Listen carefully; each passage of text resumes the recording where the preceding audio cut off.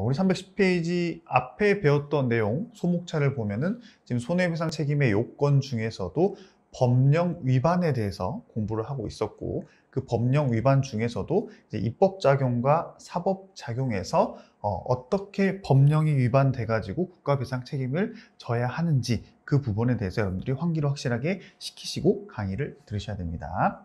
자, 먼저 입법작용입니다. 판례는 입법작용에서의 위법이란 국회가 입법 과정에서 가지는 국민에 대한 직무상 의무의 위반을 위법으로 보고 있다고 했어요. 제가 아마 페이지를 하나 더 추가해놨을 건데, 그쵸? 여기 법령 위반 이 부분을 보고 있습니다, 여러분. 다시 돌아와서 이 페이지로 왔습니다. 자, 어찌됐건 국회가 입법을 하면서 국민에 대한 직무상 의무를 위반했을 때 그게 이제 법령 위반에 해당이 돼서 국가배상의 대상이 될 수 있다는 게 이제 기본적인 포인트고요.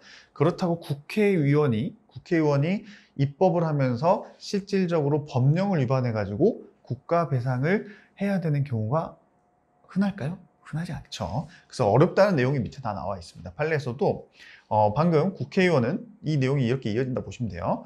입법에 관하여 원칙적으로 국민 전체에 대한 관계에서는 일단 정치적 책임을 지는 게 원칙이죠. 왜냐하면 정치인이니까 국민 개개인의 권리에 대응하여 법적 의무를 지는 것은 아니기 때문에 국회의원의 입법 행위는 그 입법 내용이 누가 봐도 헌법의 문헌에 명백히 위배됨에도 불구하고 국회가 굳이 그러한 입법을 한 것과 같은 특수한 경우라면은 국가배상을 할 수 있겠지만 국회의원이 바보도 아니고 또 밑에 계시는 보좌관님들이라고 표현하는데 그런 사람들이 다 법률을 만들고 개정할 때 다 일일이 체크를 하기 때문에 헌법의 문헌에 명백히 반하는 위반을 하는 경우는 거의 없겠죠. 그렇기 때문에 그런 경우가 아닌 한 국가배상법 제2조 제1항 소정의 법률 위반 행위에, 위법 행위에 해당한다고 볼 수는 없다라고 해서 국회의원 같은 경우는 거의 국가배상 그 경우 자체가 거의 없다라고 보시면 됩니다. 하지만 이런 기준은 있다라는 거, 그게 포인트예요, 여러분.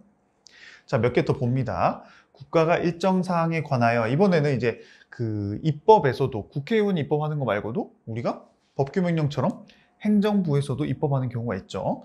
그 케이스라 보시면 됩니다. 국가가 일정한 사항에 관하여 헌법에 의하여 부과되는 구체적인 입법 의무를 부담하고 있음에도 불구하고 그 입법에 필요한 상당한 기간이 지나도록 고의 또는 과실로 이러한 입법 의무를 이행하지 않는 등 이렇게 극히 예외적인 경우가 아니라면 국가배상 책임지지 않는다라고 보시면 됩니다. 그렇죠? 그 내용이 여기 있고요. 위와 같은 구체적인 입법 의무 자체가 인정되지 않는다면 당연히 불법 행위는 성립할 여지가 없다라는 내용이 나와 있습니다.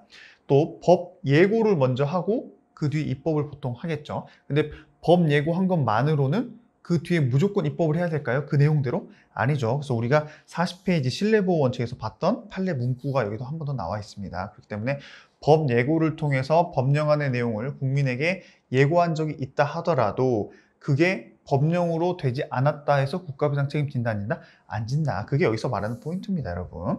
물론 이제 신뢰보호 원칙을 설명하는 게 여기 나와 있죠. 그게 나중에 법령으로 확정되지 않는 한 국가가 이해관계자들에게 어떤 신뢰를 부여한 것도 아니기 때문에 이렇게 법률을 예고만 하고 제정을 안 했다 해도 신뢰보호 원칙에 위반되지도 않고 우리가 지금 보고 있는 국가배상의 책임 대상도 되지 않는다. 이렇게 이해하시면 돼요.